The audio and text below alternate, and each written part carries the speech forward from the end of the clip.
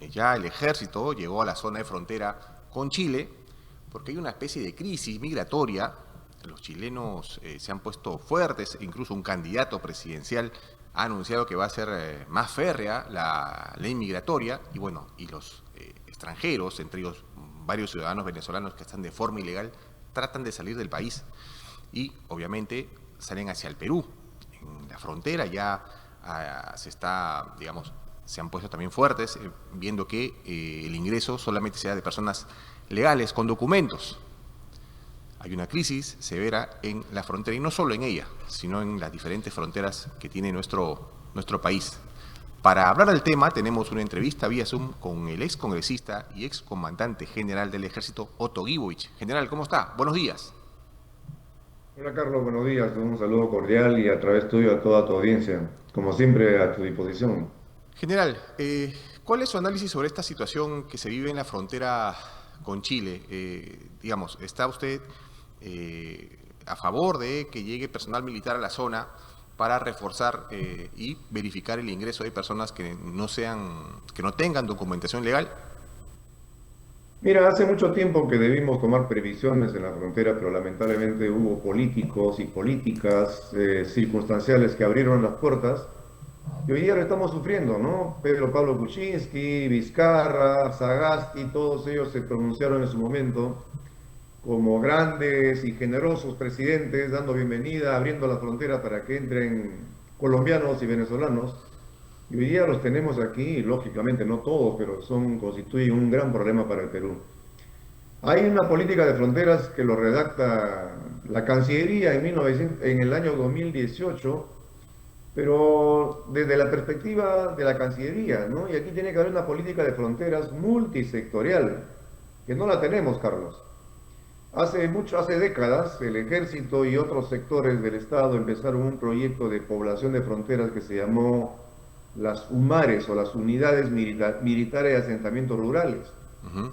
Teníamos 7 UMARES y se pobló, por ejemplo, Puerto Esperanza. Puerto Esperanza en la parte al norte de Madre de Dios, entre Pucallpa, en la parte, en el cono ese que tenemos, ahí hay un puesto, hay una población que se llama Puerto Esperanza, que lamentablemente hoy día también está abandonada, ¿no? Abandonada y ellos tienen que ir a Brasil a buscar salud, a buscar educación, o sea, no hay una política integral de fronteras y de cuando en cuando nos acordamos cuando hay crisis como esta que se avecina y lógico, dictamos medidas de emergencia, pero son un poquito tardías, por un lado, y solamente coyunturales, ¿no? Pero no hay, lo que necesitamos en el Perú es una política integral de fronteras que defina roles y que le ponga el énfasis a la población fronteriza. Claro.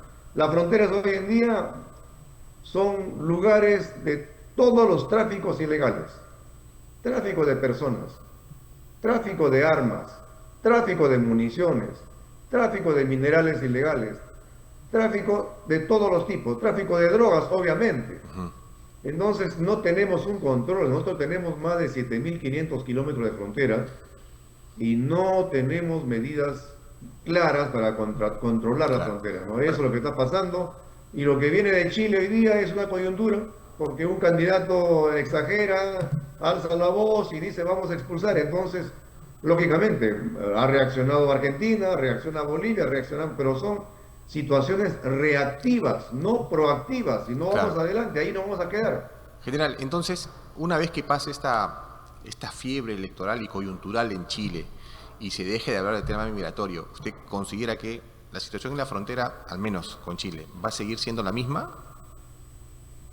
Por supuesto que luego volverán las aguas a su nivel, porque a salvo que suceda lo que podría suceder en Venezuela, en su lío con Estados Unidos, si sucede eso, yo imagino que va a haber muchos venezolanos retornando a su patria. Claro, Y si eso sucede, pues bueno, habría que buscar que no tenga que hacerlo lo de Chile a través del Perú, ni los que están en Bolivia a través del Perú. Nosotros no tendríamos por qué ser un país de tránsito para todos los venezolanos que se encuentran en otros países. No es falta de humanidad, es medida de seguridad. Ya estamos sufriendo la inseguridad extrema en nuestro país y tenemos el derecho de protegernos. Está muy mal realmente lo que hemos hecho en los últimos años al permitir una migración descontrolada. Está bien, Chile tiene el derecho de expulsar a quienes no crea que deben estar en su país, pero no tiene por qué hacerlo a través de nuestro país. Nosotros no somos zona de tránsito de nadie. Claro. Que lo haga pues en aviones directamente a donde quiera, ¿no? Pero no a través de nuestro territorio, porque la mitad se van a quedar en el país. Acuérdate que somos uno de los países que tiene las leyes más blandas, más permisivas, por eso es que tenemos tal cantidad de inmigración. Claro. No tenemos un control férreo sobre los migrantes, ¿no? Ahora, general, entonces, el tema sería, o la propuesta sería hacer una especie de puente aéreo. Ahora, lamentablemente, la situación de Venezuela con la mayoría de países de la región está rota, ¿no? Y por ahora no se puede hacer este puente aéreo. Entonces, la idea es que estos ciudadanos extranjeros, digamos, venezolanos, se queden en una especie de limbo. Pero como usted señala también, el Perú no está obligado a hacer una zona de paso porque es muy probable que se queden. Es muy probable que se queden acá, es muy probable que se queden en Ecuador, es muy probable que se queden en Colombia. En cualquiera de los 3 países que son de paso podrían quedarse. Y ya, en verdad, el tema migratorio en el país prácticamente está colapsado, ¿no? Escuchaba una autoridad que decían que ya no aguantamos más, ¿no? Ya no aguantamos más, digamos, un número mayor de ciudadanos extranjeros desde el punto de vista social y económico. Desde el Perú, ¿qué medidas se pueden tomar para, digamos, ayudar a que ciudadanos extranjeros que puedan salir del país, que quieran salir del país hacia, por ejemplo, Venezuela, de qué manera se les puede ayudar? Mire, yo creo que cada país tiene que buscar soluciones a sus problemas, ¿no? Nosotros tenemos que ver nuestros problemas. Si bien es cierto, Chile tiene un problema serio, el nuestro es, creo yo, mucho más serio que el que tiene Chile. Tenemos mucho más migrantes, que eso significa empleo, significa salud, significa educación. Lógicamente hay una parte de humanidad y en eso hay que estar claros, ¿no? O sea, los niños, todos los jóvenes que han venido aquí, venezolanos, tienen que buscarse una oportunidad y no se la podemos negar. Pero también eso ya colisiona con las necesidades internas del país, ¿no? O sea, ¿cuántos empleos? Porque la gente que viene emigrando, Carlos, viene en una situación extrema, y viene a buscar inmediatamente a trabajar en lo que fuese. Y un trabajo que ellos obtienen es un trabajo menos para un peruano. Y ese desempleo también a veces es fuente de inseguridad, porque mucha gente que cae en el desempleo y la desesperanza puede terminar en la criminalidad. Entonces, hay un conjunto de factores que hay que analizarlo, Carlos, en conjunto, pero no tenemos la obligación de ser una zona de tránsito para ellos. Cada país tiene que buscar sus soluciones. Esperemos que en Venezuela haya un desenlace favorable y vuelva a la normalidad a un país tan rico que ha sido llevado a la extrema pobreza, que sus bienes han sido dilapidados, hoy día tienen que importar petróleo en algunas zonas. Es increíble lo que pasaba en Venezuela. Y ese es un espejo en el que tenemos que mirarnos, Carlos, aprovechando tu entrevista, es un espejo en el que tenemos que mirarnos cuidadosamente porque no podemos caer en manos extremistas que después nos lleven a una situación similar. Ningún país de Latinoamérica que ha caído en manos extremistas está en buen estado. Ni Nicaragua, ni Cuba, ni Venezuela, Bolivia, que supuestamente para algunos era la maravilla con Evo Morales, mira cómo está ahora, ¿no? Claro. Entonces tenemos que tener cuidado porque también acá hay implicancias políticas y hay que decirlas, ¿no? Permíteme que las diga, porque no podemos caer en extremismos que luego terminamos con la gente huyendo de su patria, ¿no? Y eso es, creo yo, la situación extrema de deshumanidad que puede llegar en un país, ¿no? Que la gente tenga que irse a buscar oportunidades en otros países o a buscar seguridad o a seguir viviendo en otro país. Claro. Eso hay que tener cuidado. Pero sí es aconsejable, Carlos, que tengamos como país una política integral de seguridad. Por ejemplo, la policía solamente debería limitarse a control de migraciones en los pasos oficiales que tenga el Perú en las fronteras. Y el resto de la frontera tiene que asumirlo la Fuerza Armada. Pero hoy día compartimos zonas de frontera en selva y en otros sitios con la policía. Entonces hay una duplicidad de funciones que tendría que asumirlo el 100% de la Fuerza Armada, excepto en los puestos fronterizos donde sí se requiere policía junto con migraciones. ¿Y por qué sea esto? ¿Porque no existe una política de fronteras? No existe. Acuérdate que también no se puede invertir dentro de los 50 kilómetros y cada vez que alguien quiere invertir, todo el mundo reacciona, todo el mundo alza la voz y nos acordamos de la frontera. Pero la frontera no es un tema que lo tengamos en la agenda nacional. Es un tema que tenemos que verlo con mucho cuidado. Ahí empieza la patria, en las fronteras. Y entonces ahí, fíjate el Putumayo cómo está. El Putumayo ahora está totalmente sembrado de coca, ¿no? ¿Por qué? Por gente de Colombia, básicamente. Claro. Entonces tenemos que tener mucho cuidado. En Ecuador, en la zona del Cenepa y alrededores, ecuatorianos que se meten a hacer minería ilegal en nuestro territorio. Entonces ahí tenemos problemas serios, pero no estamos abordándolos de manera Claro. multisectorial. De nada sirve una política de cancillería solamente o de seguridad solamente. Hay que integrar. Tenemos que ver bien de qué manera poblamos, qué lugares poblamos, de qué manera empleamos la Fuerza Armada, de qué manera empleamos la policía, de qué manera empleamos migraciones. Eso no está todo en un solo acuerdo nacional, en un solo plan nacional de frontera, ¿no? Claro, lo que usted señala es cierto, ¿no? A veces, cuando hablamos de porosidad de nuestras fronteras, hablamos solamente de Tacna y Tumbes, pero nos olvidamos que tenemos una extensa zona, ¿no? En la selva, también la zona de Puno, que están, digamos, bastante descuidadas, ¿no? Y recién hace unos meses, cuando el presidente de Colombia habló del tema de Santa Rosa, que nos pertenece, también recién se activó el tema de las fronteras, pero después se terminó desinflando el tema. Ya no se habla del tema de Santa Rosa. A raíz de eso, parecía que se iba a tomar en serio el tema fronterizo, pero pareciera que, como usted dice, es un tema coyuntural, ¿no? Y eso finalmente no ayuda a las zonas que están, digamos, pegadas a otros países, porque también el desarrollo es muy pobre, ¿no? Totalmente de acuerdo, Carlos. Sí, tú recordarás cuando intentaron hacer inversiones chilenas en Tacna, nos opusimos. Yo estoy entre quienes nos opusimos, ¿no? Porque Chile no puede adquirir activos dentro de los 50 kilómetros. Eh, pero ahí quedó, ¿no? Ahí quedó. Pero nos olvidamos de que la frontera no es solamente Tacna, o solamente Tumbes, o solamente el Putumayo. La frontera son 7.500 kilómetros, de los cuales 2.700 son con Brasil. Y fíjate cómo está. Acuérdate también de la crisis que tuvimos en Puerto Maldonado con los haitianos que venían y empleaban el Perú como zona de tránsito para irse a Brasil. O sea, nuestras fronteras son fuente de problemas realmente que no los vemos, y tampoco yo escucho a ningún político que haya puesto planteamientos claros de qué hacer en la zona de frontera, ¿no? Es un tema que hay que abordar con seriedad y hacer un análisis muy exhaustivo y ver dónde tenemos que tener poblaciones y no abandonarlas, ¿no? El ejército ha hecho mucho esfuerzo para llegar, para poblar algunos sitios como Angamos, como Puerto Esperanza, Breo y muchas otras zonas más donde hay poblaciones peruanas ahora en el límite con Brasil, pero nos ha faltado continuar con esa política en la frontera con Ecuador, en la frontera con Colombia, en la frontera con Bolivia, y entonces es absolutamente porosa la frontera. Si no tenemos barreras Claro. humanas de población, es muy difícil poder cerrar toda la frontera, ¿no? General, entonces se puede afirmar que hay zonas de frontera en el país que están abandonadas por el Estado.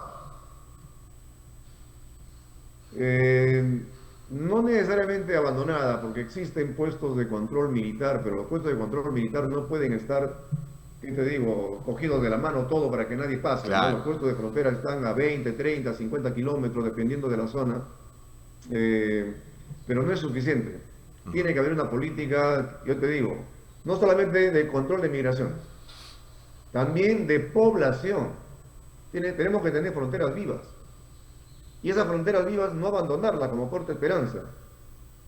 No abandonarlas, ¿no? Uno tiene que tener cuidado porque esa población al final es una barrera también de la peruanidad. Pero si tú viste un reportaje que se hizo hace un tiempo, la gente que vive en Puerto Esperanza, la gente que vive en Puerto Esperanza tiene que ir a Brasil a buscar salud, a buscar educación. Eso no puede ser. Y en Puerto Esperanza hay un un aeródromo que lo hizo el ejército. Tenemos la posibilidad de llevarle soluciones, pero no lo hacemos. El Estado está de espaldas a la frontera, esa es la verdad. El Estado ahora vive de espaldas a sus fronteras. Claro, general, ahora cambiando de tema, usted mencionaba el tema de la inseguridad ciudadana porque es un tema que está amarrado también a este. Y bueno, en Lima y Callao ya van más de 30 días, más de un mes de estado de emergencia para enfrentar la criminalidad. ¿Usted considera que las medidas que se han venido tomando desde el Ejecutivo, desde el gobierno de el presidente José Gerí, son acertadas, van a dar resultados y cuándo ya se le puede pedir resultados? Mira, el problema de la inseguridad se ha enraizado en el Perú y no hay soluciones mágicas, ¿no? O sea, yo veo bastante de show en las decisiones del señor presidente. Eh, Algunas imagino que pueden funcionar, pero no todas. Hay bastante interés yo no sé, posiblemente sea la actitud que él tiene, pero no veo cosas concretas, ¿no? O sea, declarar en emergencia, ya sabemos que no es solución. Eh, el tema va mucho más allá de ello, ¿no? Va mucho más allá de ello. En buena hora que se haya ido el embajador cubano, yo noto que a partir de la salida de este embajador cubano Zamora, el Gallo Zamora, algo está cambiando ya en la seguridad en el Perú, cuando menos a nivel de expresiones políticas, ¿no? De querer tumbar del gobierno, de querer tomar Lima, todo eso era fomentado desde otros países a través de gente que teníamos en el país inescrupulosamente, ¿no?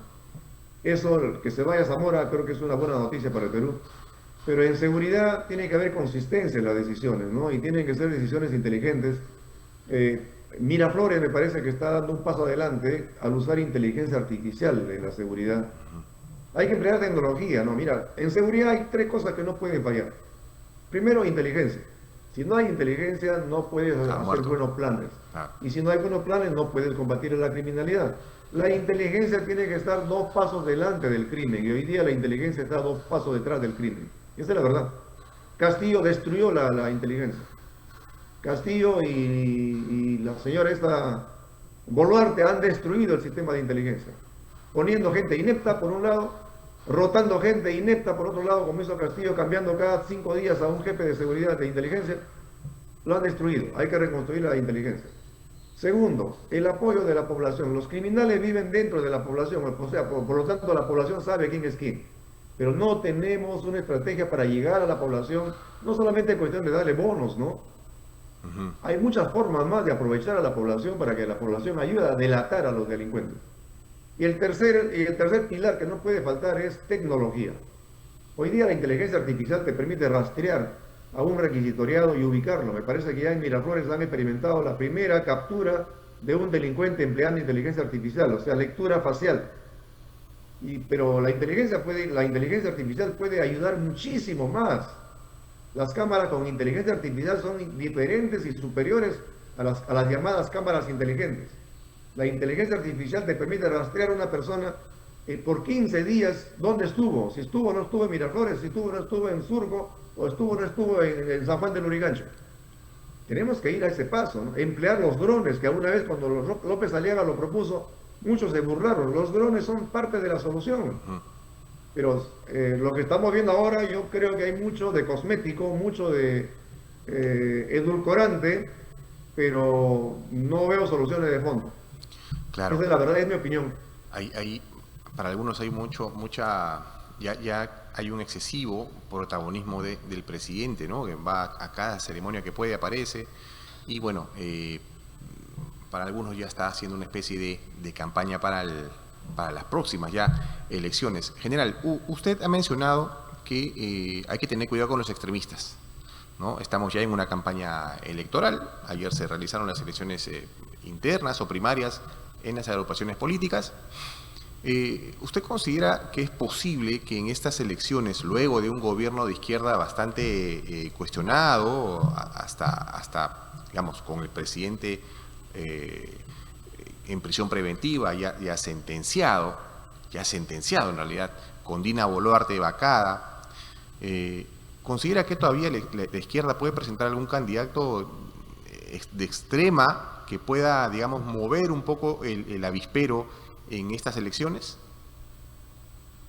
Mira, yo espero que tengamos un poquito de capacidad de reflexión en las próximas elecciones y el voto no sea puramente emotivo. Hay mucho de emotividad en las elecciones, en las urnas, ¿no? Mucho de emotividad, a veces la emoción va más allá de la razón. Cuando la gente no está mirando las propuestas racionales, las propuestas que van a promocionar un cambio en el Perú, sino están esperando una frase bonita, ¿no? Como aquella de que no más pobres en un país rico, y eso es solamente una forma de estafarnos políticamente. Yo espero que haya algún nivel de madurez y que apostemos por una propuesta de solución para el Perú. Yo espero que la izquierda nunca más. Mira, tenemos más de los 25 años de este siglo, tenemos en manos de la izquierda o de la extrema izquierda prácticamente 20 años. Y mira cómo estamos, ¿no? Cuando podíamos crecer a 8 o 9% con un gobierno, digamos, medianamente bueno, ¿cómo estaríamos con un buen gobierno en el Perú? Pero lamentablemente hemos involucionado, crecemos al 2%, 1%, 3%.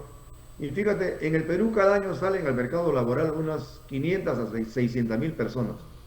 Para que esas 500 a 600 mil personas tengan oportunidades laborales en el mercado laboral, el Perú tiene que crecer al orden del 2.8, 3% cuando menos.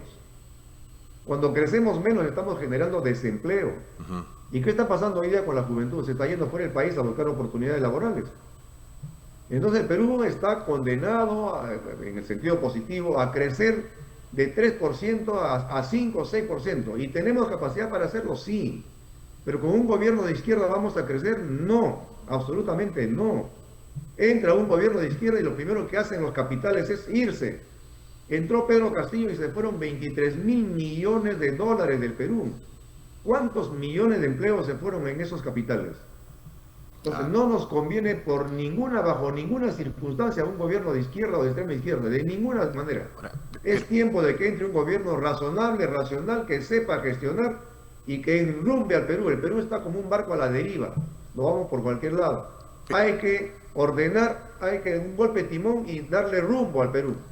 General, eso es lo que necesitamos, Carlos, y ojalá que la población electoral no se deje llevar por frases bonitas, sino por alguien que plantee soluciones ejecutables y que sean solución para el Perú. Ahora, general, pero digamos, después de estos 4 años y pico de gobierno de Perú Libre, ¿cree que el electorado debe haber ya aprendido la lección?